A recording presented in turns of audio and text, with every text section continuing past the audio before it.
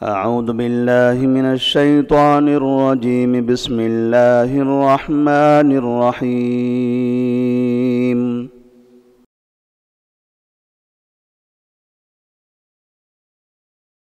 وَإِذَا ضَرَبْتُمْ فِي الْأَرْضِ فَلَيْسَ عَلَيْكُمْ جُنَاحٌ أَن تَقْصُرُوا مِنَ الصَّلَاةِ إِنْ خِفْتُمْ أَن يَفْتِنَكُمُ الَّذِينَ كَفَرُوا إِنَّ الْكَافِرِينَ كَانُوا لَكُمْ عَدُوًّا مُبِينًا. وَإِذَا كُنْتَ فِيهِمْ فَأَقَمْتَ لَهُمُ الصَّلَاةَ فَلْتَقُمْ طَائِفَةٌ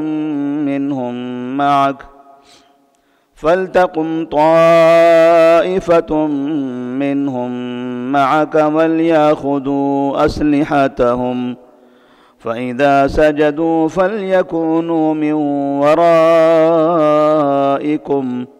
وَلْتَأْتِ طَائِفَةٌ أُخْرَى لَمْ يُصَلُّوا فَلْيُصَلُّوا مَعَكَ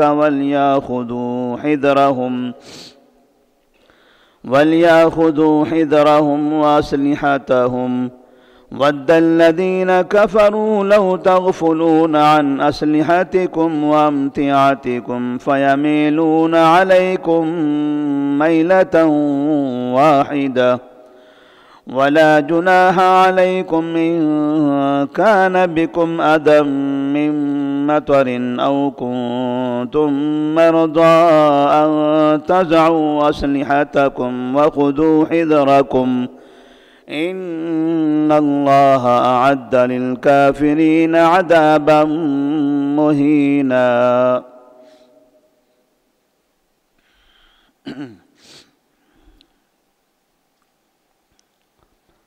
سورۃ النساء آیت نمبر 101 اور 102. اللہ تبارک و تعالیٰ نے ان آیات میں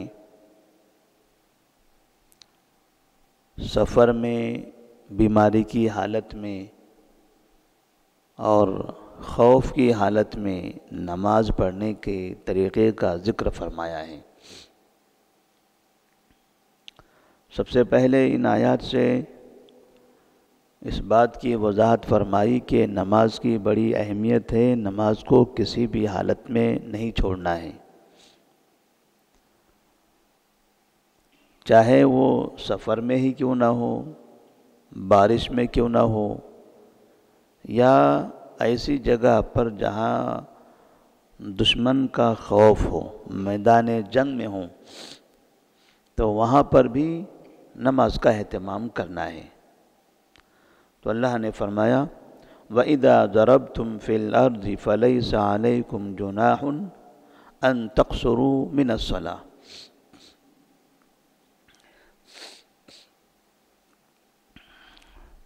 جب تم زمین میں سفر کرو تو آپ پر کوئی حرج نہیں ہے کہ آپ نماز میں قصر کرو. نماز میں قصر کرنے کا مطلب ظہر کی 4 رکعت والی نماز ہے وہ 2 رکعت سے پڑھیں، عصر کی 4 رکعت والی نماز ہے وہ 2 رکعت سے پڑھیں، عشاء کی 4 رکعت والی نماز ہے وہ 2 رکعت سے پڑھیں. بقیہ جو نماز ہے مغرب کی 3 رکعت اس کو مکمل 3 پڑھنا ہے، فجر کی 2 رکعت ہے اسے مکمل 2 پڑھنا ہے. تو صرف 4 رکعت والی نمازوں کو آدھا کر کے پڑھنے کو قصر کہتے ہیں. تو جب آپ سفر میں ہو تو آپ پر کوئی حرج نہیں ہے کہ آپ نماز کو قصر کر کے پڑھو. ان خفتم ان یفتنکم الذین کفروا، اگر تمہیں ڈر ہو کہ تمہیں فتنے میں ڈال دیں وہ لوگ جن لوگوں نے کفر کیا ہے، کافروں کا خوف ہو کہ آپ کسی جگہ سفر میں ہیں اور وہاں سفر میں کافروں کا خوف ہوتا ہو تو آپ نماز میں قصر کر لو. اس آیت کے سلسلے میں یعلا بن امیہ نے عمر فاروق رضی اللہ تعالیٰ عنہ سے اس بارے میں سوال کیا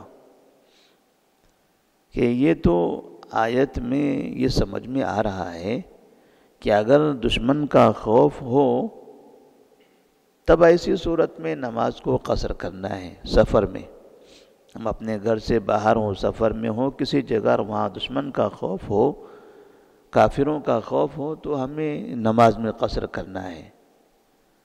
تو اب تو ہمارے پاس امن ہو چکا ہے، ہمیں سفر میں کہیں کافروں کا خوف نہیں ہوتا، تو کیا ایسی صورت میں ہم سفر میں نماز کو قصر کر کے نہیں پڑھیں گے؟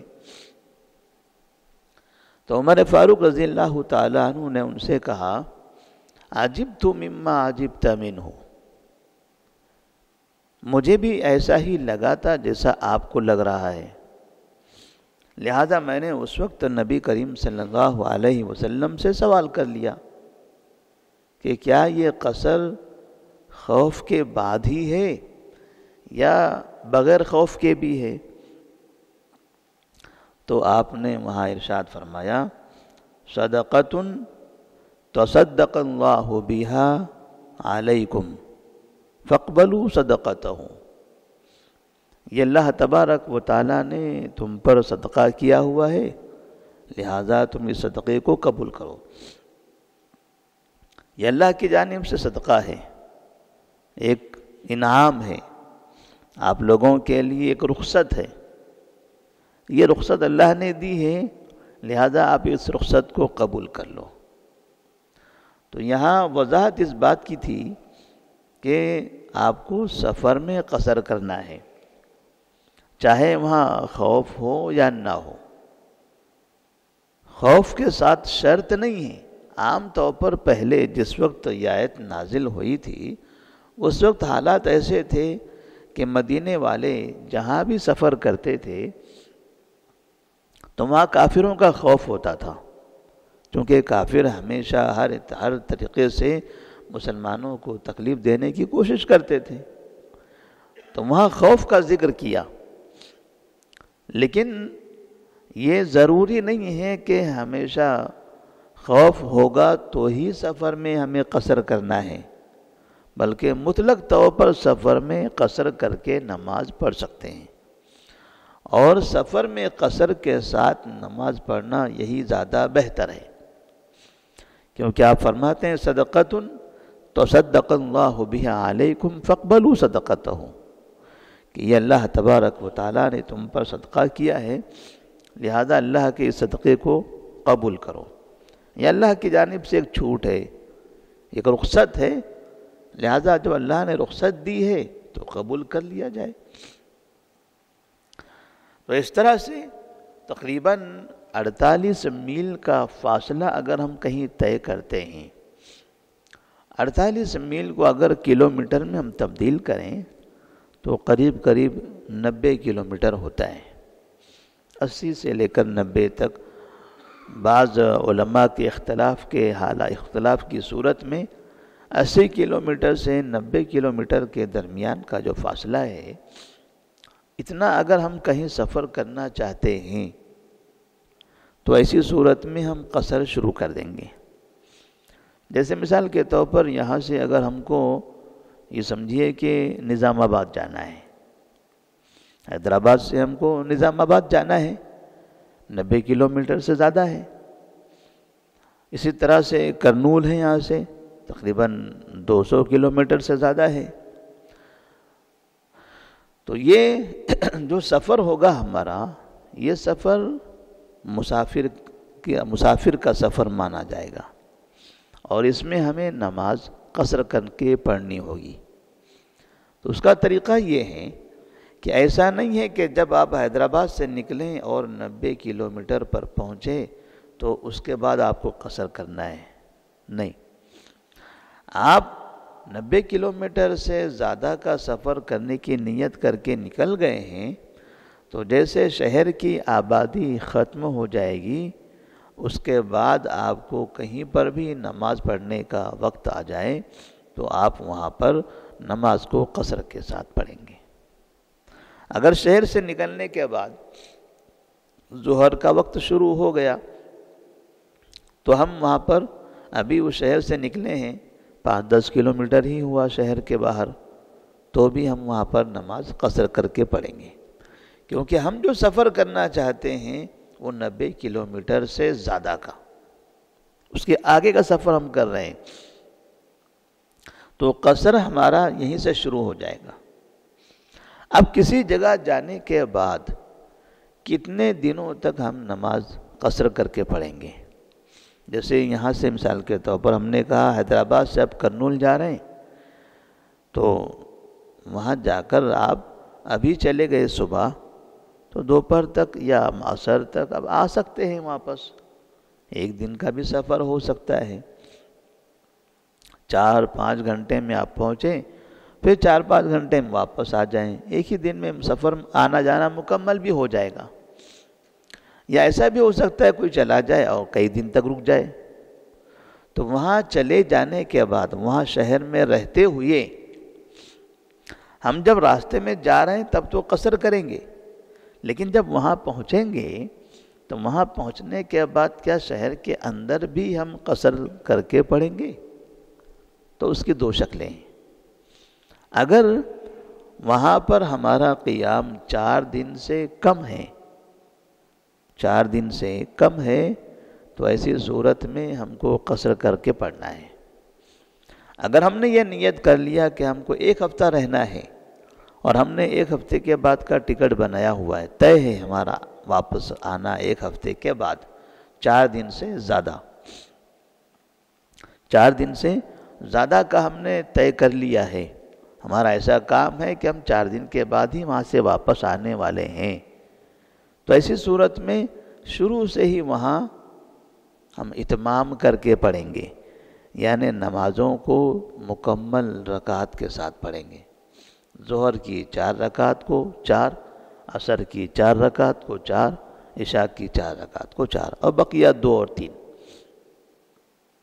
اگر شہر میں پہنچ جانے کے بعد ہم کو 4 دن سے زیادہ رکنا ہے تو اسی دن سے ہم اتمام کر کے مکمل نماز پڑھیں گے۔ لیکن شہر میں داخل ہو جانے کے بعد ہمیں مثال کے طور پر 3 دن واپس پلٹ جانا ہے، 2 دن میں واپس آنا ہے، یا 1 ہی دن میں واپس آنا ہے، تو جب تک وہاں رہیں گے تب تک کہ ہم قصر کر کے پڑھیں گے۔ تو اللہ تبارک و تعالیٰ نے قرآن مجید میں یہاں سورۃ النساء آیت نمبر 101 میں سفر میں قصر کے بارے میں حکم دیا کہ وَلَا فَلَيْسَ عَلَيْكُمْ جُنَاحٌ أَن تَقْصُرُوا مِنَ الصَّلَاةِ، کہ تم پر کوئی حرج نہیں ہے کہ تم نماز میں قصر کرو۔ إِنْ خِفْتُمْ أَن يَفْتِنَكُمُ الَّذِينَ كَفَرُوا، اگر تمہیں ڈر ہو کہ کافر تمہیں فتنے میں ڈالیں، تو یہ شرط نہیں ہے کہ کافروں کا فتنہ ہو، خوف ہو تبھی، بلکہ یہ اس وقت تک کے عام حالات کا ذکر کیا جا رہا ہے۔ آج بھی کہیں ہو سکتا ہے اور کہیں نہیں بھی ہو سکتا ہے، کوئی ضروری نہیں کہ سفر میں خوف ہی ہو۔ الحمدللہ ہم سفر کرتے ہیں ٹرین سے، بس سے اور ذاتی گاڑیوں سے، ادھر ادھر الگ الگ شہروں میں جاتے ہیں، تو کہیں پر ایسے کسی طرح کا خوف نہیں ہوتا۔ بعض مرتبہ ایکا دکا حادثے لوگوں کے ساتھ ہو جاتے ہیں، ورنہ اگر ہم کہیں نماز پڑھنا چاہیں اور ان علاقوں میں مسلمان نہیں ہیں، غیر مسلم ہیں، ہم چاہتے ہیں کہ ہم نماز پڑھیں، تو وہ لوگ بھی ہمیں جگہ دے دیتے ہیں، ان کے گھروں کے صحن میں، ان کی کھیتیوں میں، ان کے باغات میں، ان کے فنکشن ہالوں میں ہم ان سے کہیں ہم نماز پڑھنا ہے، وہ لوگ احترام کے ساتھ جگہ صاف کر کے نماز پڑھنے کی ہمیں اجازت دیتے ہیں۔ تو اس طرح سے امن ہے ہمارے علاقے میں الحمدللہ۔ تو کیا امن پھر رہے گا تب نماز قصر کر کے نہیں پڑھیں گے؟ پڑھیں گے۔ امن رہے گا تب بھی پڑھیں گے۔ قصر کب کرنا ہے؟ جب مسافر ہو، خوف ہو یا نہ ہو۔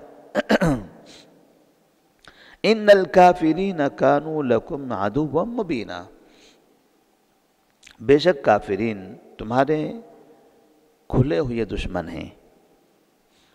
یہ کس طرح سے دشمن ہیں کھلے ہوئے؟ ایک تو دین کے مخالف ہیں اور دوسرے ان کے دین کے خلاف ہونے کی وجہ سے، اسلام قبول کر لینے کی وجہ سے وہ کبھی بھی آپ کو دھوکہ دے سکتے ہیں۔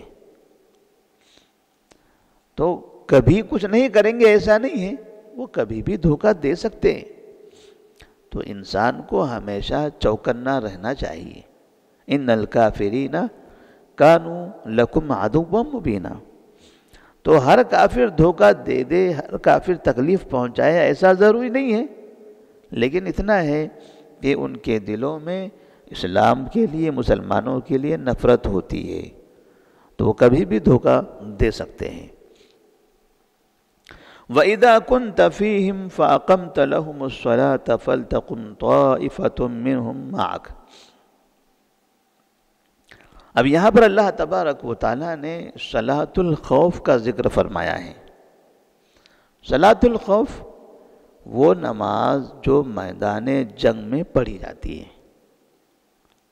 میدان جنگ میں دشمن سامنے ہے، جنگ کا ماحول ہے، جیسے ابھی کوئی ملک ہے، ایک مسلم ملک ہے، ایک کافر ملک ہے، دونوں کی فوجیں آمنے سامنے کھڑی ہوئی ہیں، تناؤ ہیں اور دونوں طرف سے ایک دوسرے پر حملے ہو رہے ہیں یا ہونے کا امکان ہے۔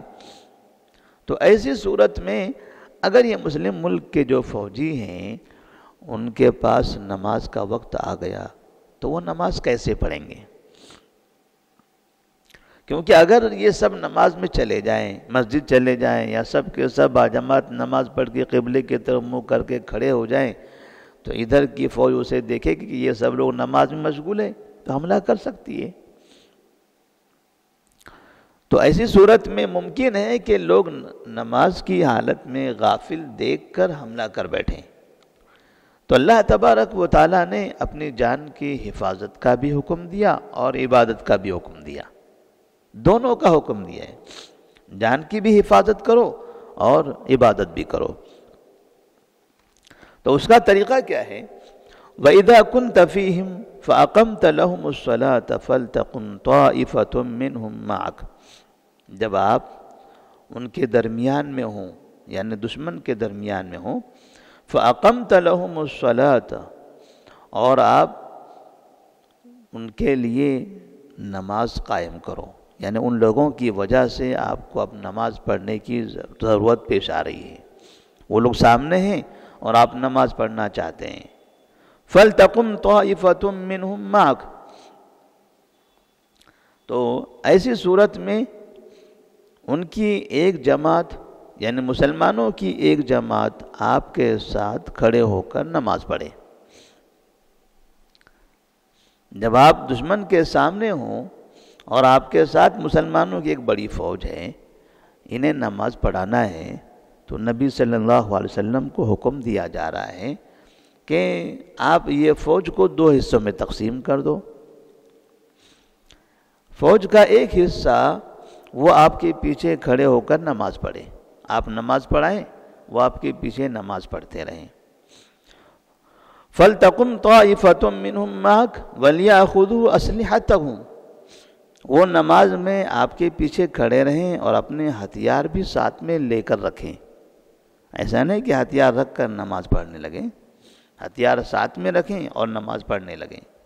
فَإِذَا سَجَدُوا فَلْيَكُونُوا مِنْ وَرَائِكُمْ، اور پھر جب یہ سجدہ کر چکیں تو فَلْيَكُونُوا مِنْ وَرَائِكُمْ، تو یہ ہٹ کر تمہارے پیچھے آ جائیں۔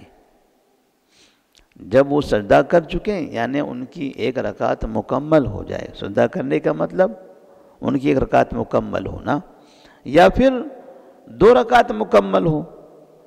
صلاۃ الخوف میں کئی طریقے ہیں نماز پڑھنے کے، تو یا تو امام صاحب کے پیچھے مکمل 2 رکعت پڑھ لیں وہ، یا امام صاحب کے پیچھے 1 رکعت پڑھیں۔ تو اس کی شکل کیا ہوتی ہے کہ امام صاحب نماز پڑھا رہے ہیں، ایک جماعت پیچھے نماز پڑھ رہی ہے، امام صاحب نے جیسے کہ 1 رکعت نماز مکمل کر لیا، پیچھے والوں نے بھی 1 رکعت امام صاحب کے ساتھ پڑھ لیا۔ اب امام صاحب یہ ایک رکعت مکمل کرنے کے بعد وہیں رک جائیں گے، پیچھے والے دوسری رکعت پہ کھڑے ہو کر اپنا اپنا پڑھ لیں گے، جیسے تاخیر میں آنے والے جو اپنی رکعت پوری کر لیتے ہیں، ایک رکعت تو انہوں نے امام صاحب کے ساتھ پڑھی ہے، اب دوسری رکعت پیچھے کے مقتدی اپنا اپنا جلدی سے مکمل کر لیں گے تنہا تنہا، اور جیسے ان کی نماز مکمل ہوگی وہ سلام پھیریں گے، چلے جائیں گے۔ ان کی 2 رکعت ہو گئی، امام صاحب ٹھہرے ہوئے ہیں، ان کی ابھی ایک ہی رکعت ہوئی ہے، پھر یہ جائیں گے تو دوسرے لوگ آئیں گے اور وہ امام صاحب کے پیچھے کھڑے ہو جائیں گے۔ اب یہاں سے امام صاحب کی جو دوسری رکعت باقی ہے وہ یہ مکمل کریں گے، یہ دوسری رکعت کے ساتھ پیچھے والے وہ اپنی پہلی رکعت پڑھیں گے، ان کی وہ پہلی رکعت ہو جائے گی، پھر امام صاحب بیٹھ کے سلام پھیر دیں گے، لیکن وہ لوگ بیٹھ کے سلام نہیں پھیریں گے کیونکہ ان کی ایک رکعت باقی ہے، تو اب وہ لوگ کھڑے ہو جائیں گے، امام صاحب تو بیٹھ کے سلام پھیر رہے ہیں لیکن وہ کھڑے ہو جائیں گے، وہ کھڑے ہوں گے یا پھر امام صاحب بیٹھ جائیں گے، انتظار کریں گے تشہد میں، امام صاحب تشہد میں انتظار کریں گے یہاں تک کہ وہ لوگ کھڑے ہو کر نماز پڑھ لیں، 2 رکعت جب ان کی مکمل ہو جائے وہ لوگ بیٹھ جائیں تشہد میں آ جائیں، تب امام صاحب سلام پھیریں تو ان کے ساتھ وہ بھی سلام پھیر دیں، یا پھر امام صاحب بیٹھ کے تشہد کر کے سلام پھیر لیں، جیسے ہمارے پاس روزانہ سلام پھیر دیتے ہیں اور بعد والے اپنی رکعت مکمل کرتے ہیں، تو ویسے وہ ایک رکعت بعد میں مکمل کریں۔ تو اس میں نبی کریم صلی اللہ علیہ وسلم کو جو حکم دیا جا رہا ہے، تو صحابہ رضی اللہ تعالیٰ عنہم کو اگر 2 جماعت میں تقسیم کیا جاتا ہے نماز میں، تو دونوں کو بھی نبی کے ساتھ ایک ایک رکعت پڑھنے کا موقع ملے گا۔ تو اس طرح سے اس کی کئی شکلیں ہیں، ان میں سے ایک شکل یہ بتائی جاتی ہے جو میں نے یہاں پر ذکر کی۔ وَلْيَأْخُذُوا أَسْلِحَتَهُمْ، جب ایک جماعت نبی کے پیچھے آئے تو وہ نبی کے پیچھے نماز بھی پڑھے اور ساتھ میں ان کے ہاتھوں میں ہتھیار بھی ہو، وہ ہتھیار لے کر رہیں۔ فَإِذَا سَجَدُوا فَلْيَكُونُوا مِنْ وَرَائِكُمْ، جب وہ سجدہ کر لیں یعنی ان کی نماز مکمل ہو جائے تو وہ چلے جائیں، وہ پیچھے ہو جائیں۔ وَلْتَأْتِ طَائِفَةٌ أُخْرَى لَمْ يُصَلُّوا، اور وہ دوسری جماعت آئے جس نے ابھی نماز نہیں پڑھی ہے، فَلْيُصَلُّوا مَعَكَ، اور وہ آ کر آپ کے ساتھ نماز پڑھیں۔ وَلْتَأْتِ طَائِفَةٌ أُخْرَى لَمْ يُصَلُّوا فَلْيُصَلُّوا مَعَكَ وَلْيَأْخُذُوا حِذْرَهُمْ وَأَسْلِحَتَهُمْ، اور وہ بھی وہاں پر تیاری کے ساتھ رہیں اور بچاؤ کا راستہ اختیار کریں اور ہتھیار بھی اپنے ساتھ رکھیں، یعنی حالت نماز میں بھی ہتھیار ساتھ میں رکھنا ہے۔ اب یہ ایک ایک جماعت کیوں؟ تاکہ جو دوسری جماعت ہے وہ دشمن کے سامنے کھڑے رہے، کہیں ایسا نہ ہو کہ وہ اچانک حملہ کرے، وہ سامنے رہیں تاکہ دشمن کو یہ نہ سمجھ میں آئے کہ اس میں لوگ غافل ہو گئے سب کے سب، تو وہ سامنے رہے دشمن کی طرف اور یہ پیچھے کی طرف کھڑے ہو کر یہ دونوں نماز پڑھتے رہیں۔ وَدَّ الَّذِينَ كَفَرُوا لَوْ تَغْفُلُونَ عَنْ أَسْلِحَتِكُمْ وَأَمْتِعَتِكُمْ فَيَمِيلُونَ عَلَيْكُمْ مَيْلَةً وَاحِدَةً، اللہ تبارک و تعالیٰ نے جو طریقہ بتایا ہے اس کی وجہ کیا ہے؟ فرماتے ہیں کافر چاہتے ہیں کہ اگر آپ غافل ہو جاؤ اپنے ہتھیار سے، اپنے سامان سے، فَيَمِيلُونَ عَلَيْكُمْ مَيْلَةً وَاحِدَةً، تو وہ آپ لوگوں پر اچانک دھاوا بول دیں گے، اچانک دھاوا بول دیں گے۔ جیسے حدیبیہ کے سفر میں ہوا تھا کہ جب آپ مکہ سے نکلے، مدینہ سے نکلے تھے مکہ آنے کے لیے، تو راستے میں ایک جگہ پر آپ نے صحابہ کو نماز پڑھائی، تمام کے تمام صحابہ نماز میں مشغول تھے۔ کفار مکہ نے دیکھا ارے یہ تو نماز پڑھ رہے تھے، ہم کو تو سمجھ ہی میں نہیں آیا۔ اس کا مطلب یہ ہوا کہ اگر یہ سب لوگ ایک ساتھ نماز پڑھنے لگیں تو ایسی صورت میں ہمیں ان پر حملہ کرنا آسان ہو جائے گا۔ چلیے ابھی تو موقع گیا، اب اس کے بعد دوسرا وقت کب آتا ہے نماز کا، وہ انتظار کرتے ہیں. جیسے وہ نماز کا وقت آئے گا تو پہلے سے ہم تیار رہیں گے، پہلے سے ہم تیار رہیں گے. اور جیسے سب کے سب نماز پڑھنے لگیں گے پھر ان پر اچانک دعویٰ بول دیں گے، حملہ کر دیں گے.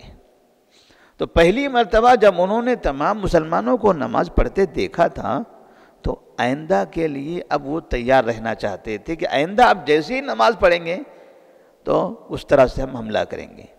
لیکن اتفاق ایسا ہوا کہ اس نماز کے بعد آئندہ نماز سے پہلے اللہ تبارک و تعالیٰ نے صلاۃ الخوف کا ذکر کر دیا اور بتا دیا کہ کافر چاہتے ہیں وَدَّ الَّذِينَ كَفَرُوا لَوْ تَغْفُلُونَ عَنْ أَسْلِحَتِكُمْ وَأَمْتِعَتِكُمْ فَيَمِيلُونَ عَلَيْكُمْ مَيْلَةً وَاحِدَةً. یہ کافر چاہتے ہیں کہ آپ غافل ہو جاؤ اپنے ہتھیاروں سے، اپنے سامانوں سے، تو وہ آپ پر اچانک حملہ کر دیں. لہذا اب آپ انہیں موقع نہ دیں. تو وہاں پر صلاۃ الخوف یہ جو طریقہ ہم نے بتایا ہے اس طریقے سے نماز پڑھی گئی. تو انہوں نے انتظار کیا نماز کے وقت کا. نماز کا وقت آ بھی گیا تو دیکھا تو لوگ کھڑے ہوئے ہیں. کہاں پڑھ رہے ہیں نماز؟ تو نماز پڑھنے والے ادھر پیچھے ہیں، ادھر سامنے یہ ہتھیار لیے ہوئے صفوں میں کھڑے ہوئے ہیں. پھر یہ چلے جاتے ہیں تو فوراً وہ دوسرے بھی آ جاتے ہیں، یہ ادھر پڑھتے ہیں نماز اور یہ سامنے کھڑے رہتے ہیں. تو وہاں پر دشمن کو پھر کسی طرح کا موقع نہیں ملا. نماز کا یہ طریقہ ایک الگ ہی طریقہ ہے کہ امام صاحب کھڑے رہے، مقتدی آئے، 2 رکعت نماز پڑھے، چلے جائے. تمام نمازوں سے ایک الگ نماز نظر آتی ہے. یہاں پر اللہ تبارک و تعالیٰ نے 2 باتیں بتائی ہیں. ایک تو نماز کا اہتمام آپ کو جنگ کے میدان میں بھی کرنا ہے، نماز کبھی نہیں چھوڑنی ہے. دوسرے ہاں اتنا ہو سکتا ہے کہ آپ کی کوئی مجبوری ہو، کوئی پریشانی ہو تو اللہ تبارک و تعالیٰ مجبوری اور پریشانی میں آپ کو رخصت دے گا، اس میں تھوڑی سی آسانی پیدا کر دے گا، لیکن معاف نہیں کرے گا، ختم نہیں کرے گا. اگر آپ کو وضو کرنا نہیں آتا ہے تو آپ تیمم کر لیجئے. آپ اگر 4 رکعت نہیں پڑھ سکتے ہیں تو آپ سفر میں ہیں، خوف میں ہیں، تو آپ 2 رکعت ہی پڑھ لیجئے. آپ کھڑے رہ کر نہیں پڑھ سکتے ہو، جبکہ رکوع سجدہ نماز کے ارکان میں سے ہیں. رکوع و سجدہ نماز کے ارکان میں سے ہیں. اگر کبھی نماز پڑھتے ہوئے ہم نے کوئی رکوع چھوڑ دیا یا سجدہ چھوڑ دیا، نماز نہیں ہوگی ہماری. لیکن اگر بیماری کی حالت میں لیٹ کر پڑھ رہے ہیں تو لیٹ کر میں کہاں رکوع سجدہ ہے؟ بس صرف اشارے ہیں. تو وہاں پر اسی طرح سے نماز پڑھو. نماز میں آسانی کر دی. اسی طرح جنگ کے میدان میں نماز پڑھنا ہے آپ کو تو ہاں یہاں خوف بھی ہے تو یہ الگ طریقے سے آپ نماز پڑھو. یہ طریقہ الگ بتا دیا، لیکن نماز ضروری ہے. نماز پڑھنے میں آسانیاں ضرور بتا دی، صحیح ایک آسان طریقے ضرور بتا دیے، لیکن یہ واجب کر دیا کہ ہر حالت میں آپ کو نماز پڑھنا ہی پڑھنا ہے. وَلَا جُنَاحَ عَلَيْكُمْ إِنْ كَانَ بِكُمْ أَذًى مِّن مَّطَرٍ أَوْ كُنتُم مَّرْضَىٰ أَن تَضَعُوا أَسْلِحَتَكُمْ وَخُذُوا حِذْرَكُمْ إِنَّ اللَّهَ أَعَدَّ لِلْكَافِرِينَ عَذَابًا مُّهِينًا. اور آپ پر کوئی حرج نہیں ہے کہ آپ کو کوئی تکلیف ہو، جیسے بارش کی تکلیف یا آپ بیمار ہو. ان تضعوا اسلحتکم، کہ آپ اپنے ہتھیار کو رکھ دو. یعنی ہتھیار ساتھ میں رکھ کر نماز پڑھنی ہے. لیکن اگر کسی وجہ سے اگر آپ ہتھیار رکھ کر نماز پڑھنا چاہتے ہو تو بھی پڑھ سکتے ہو، لیکن آپ کو یہ اندازہ ہونا چاہیے کہ پھر یہ رکھنے سے مجھے کوئی خطرہ نہ ہو، مجھے کوئی خطرہ نہیں ہونا چاہیے. ہاں اتنی دیر کے لیے میں ہتھیار زمین پر رکھ کر کہیں بازو میں رکھ کر نماز پڑھ سکتا ہوں، مجھے اتنا موقع مل سکتا ہے تو کوئی حرج نہیں ہے. وَخُذُوا حِذْرَكُمْ، لیکن ساتھ میں اپنے بچاؤ کا طریقہ اپناؤ. بچاؤ کے لیے جو بھی طریقہ ممکن ہو اس کا اہتمام کرو. کیوں؟ اس لیے کہ ان اللہ اعد للکافرین عذابا مہینا، کیونکہ سامنے کافر ہیں، یہ دشمن ہیں، یہ کھلے ہوئے دشمن ہیں، لہذا ہمیشہ ان سے اپنے آپ کو بچا کر رکھو، اپنی حفاظت کرو۔ پھر اللہ فرماتے ہیں کہ بے شک اللہ تبارک و تعالیٰ نے کافرین کے لیے ذلت والا عذاب تیار کر رکھا ہے۔ جو لوگ خواہ مخواہ انسانوں پر حملے کرتے ہیں، انسانوں کا قتل کرنا چاہتے ہیں، مسلمانوں کو اسلام سے روکنا چاہتے ہیں، اللہ کے زمین پر اللہ کے دین کو ختم کرنا چاہتے ہیں، تو اللہ تبارک و تعالیٰ نے ان کافروں کے لیے ذلت والا عذاب تیار کر رکھا ہے۔ تو اللہ تبارک و تعالیٰ نے ان دو آیات میں صلاۃ الخوف کا ذکر کیا، نماز کی اہمیت کا ذکر کیا۔ اسی طرح سے اگر بیماری ہے، سفر میں ہیں، چاہے وہاں خوف ہو یا نہ ہو، تو وہاں پر نماز میں تخفیف کر دی کہ آپ 4 کے بجائے 2 رکعت نماز ادا کر کے نماز ادا مکمل پڑھ سکتے ہیں۔ یہ اللہ تبارک و تعالیٰ کی طرف سے انعام ہے، لیکن نماز کا اہتمام ضرور کرنا چاہیے، نماز پڑھنے میں کوتاہی نہیں کرنی چاہیے۔ اللہ تبارک و تعالیٰ سے دعا ہے کہ اللہ تبارک و تعالیٰ ہم تمام کو نمازوں کا اہتمام کرنے کی توفیق عطا فرمائے، خاص طور پر باجماعت نماز پڑھنے کی توفیق دے۔ اگر کسی وجہ سے باجماعت نماز میں کاہلی سستی ہو جاتی ہے، تب بھی ہر حالت میں نماز پڑھنے کی توفیق عطا فرمائے، کسی بھی طرح سے ہماری نماز نہ چھوٹ سکے۔ السلام علیکم ورحمۃ اللہ وبرکاتہ۔